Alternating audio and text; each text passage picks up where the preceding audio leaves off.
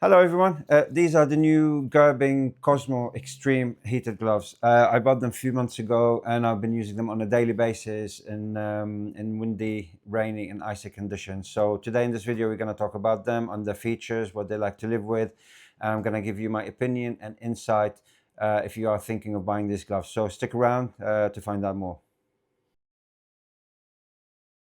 So how did I end up with these gloves then? So I had the Farragon Heat X Kevlar gloves, and I had them for a year. And in October, November 2025, they stopped working. So I wanted to get a replacement. I bought them from a sports bike shop, but they didn't have my size in stock.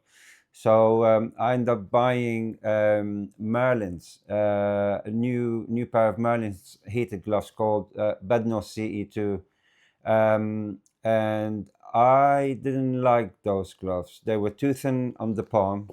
They let wind in, and the battery wasn't strong enough to heat the gloves. So I returned them, and I ended up buying these instead.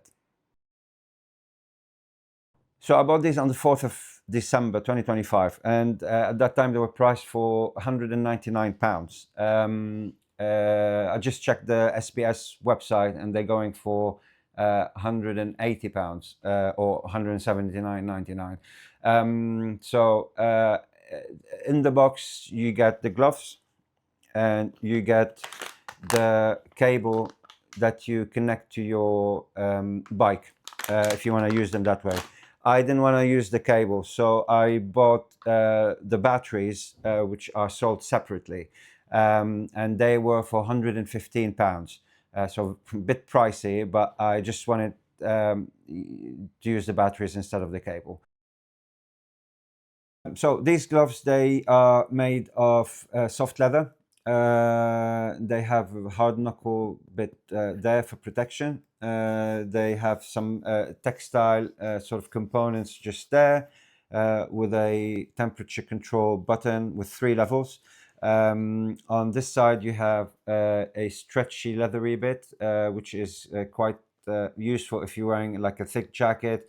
It just opens it up sort of slightly, and it makes it easier to kind of wear. On this bit you have the soft goat leather with a Velcro strap for your wrist and a Velcro bit here for the cuff. You also have a pocket for the battery. If you're using the battery, you can just put that inside the pocket. It's also waterproof, so the battery is protected when it's raining. The gloves are windproof and waterproof, and I can vouch for that. I've tried them in some really bad conditions and I couldn't feel the wind and my hands were dry, so they definitely work. And also you have a sort of kind of a suede kind of fabric on this side, which is for wiping your visor with it. It works really well, actually. It's really good because in other gloves you have a plastic bit and that is really annoying. So I'm glad they didn't use that plastic bit here. This is way better. And also they have a touchscreen functionality if that is something you are interested in. One thing I wanted to add about the Velcro wrist strap, they've made it like this, and it's got this pointy bit here. It's really pointy. I'm not sure why they've done it like this.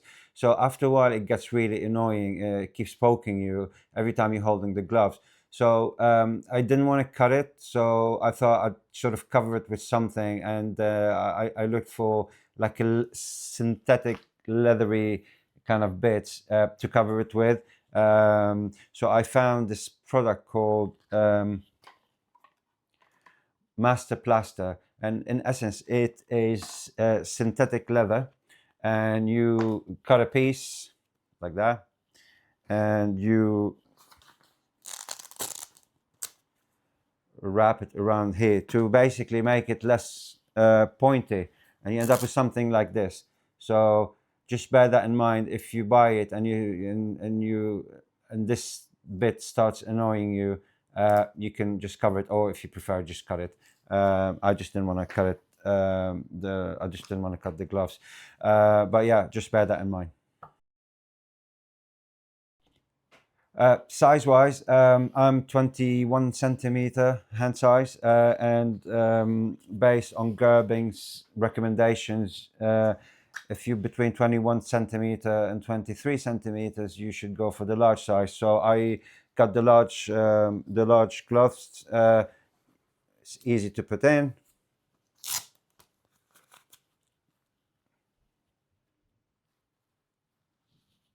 But what I like to do, and this is a just a habit, I like to wear sort of inner gloves with my winter gloves. So this is something I've done with every single glove I've owned. So I still do it with these, even though I don't need it. But it's just for me. I just like that. So I have these Revits inner gloves, and I use them with the gloves here. So and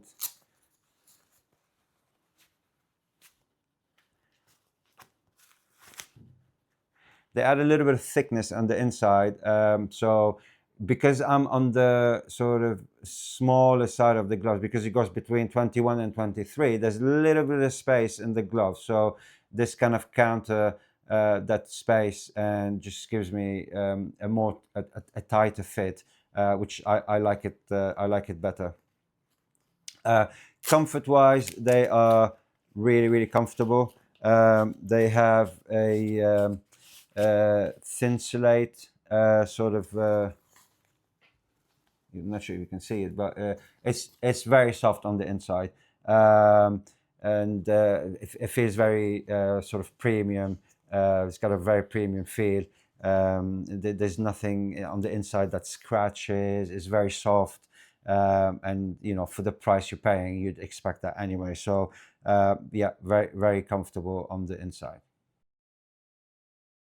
For battery and power, when you buy the gloves, they come with the sort of cable that you connect to your bike. And it's got everything that you need to get you started, to connect it to the battery and then through your jacket, and with fuse and everything else. So you can do that if you want. I opted for the battery, which is sold separately, and it's a 12-volt battery. So they have the 7-volt and the 12-volt. I wanted the 12-volt because my previous gloves were all 7 volts and the power wasn't really strong. So I thought 12 would be just about right for what I need. So I got that. It's £115. I think, yes, £115. So the way you do it, you put it in the pocket. I'll demonstrate. So it's quite easy to do. It's a very spacious pocket as well, so it slots really quickly. So you do it like so, and then you connect the cables, and then you see you basically close the pocket, and the pocket is waterproof, so your battery will be protected. And I can vouch for that as well, because those gloves were absolutely soaked a few days ago. My hands were dry, the battery is dry, and everything worked perfectly. On the setting, so on the levels of heating, you have three levels. You have low, medium, and high. I'm not sure about the actual temperature sort of numbers, but you can find that online. So the default is, once you start it, it defaults to blue. So blue is the lowest setting. And then you can just press once, it goes to yellow. That's the medium setting. And then one press goes to red. I usually spend between yellow and red, so I use probably yellow around maybe 70% of the time, 80% of the time, and there's when it's really cold. So I found out that yellow is good up until sort of 4 degrees, and then after that you need to use the red setting all the way to 0. I've used it when it was 0 degrees outside, so, and your hands are really warm, you don't feel the cold, like nothing. It's really, really good. One thing with these gloves, they called Gerbing Xtreme, so it's from the Xtreme range. What does that mean? They have included this kind of like extra level of heating that takes it really, really beyond what's available by default. And for that, you need to unlock the heating level. It actually comes with a warning, because it's really hot. Like these levels that I use, I haven't unlocked the sort of the extreme heating. I use it as is. And they're more than enough. They're actually so warm that they burn my hand at the red level. For if I kind of keep it going for, you know, for a while, after a while you start feeling that your hands are burning. So you don't need more than that. But if you do, if you're riding in Siberia or something, you probably need that. So you can unlock an extreme level, and there's with the kind of the instruction manual, it tells you how to unlock it. But also comes with a caution.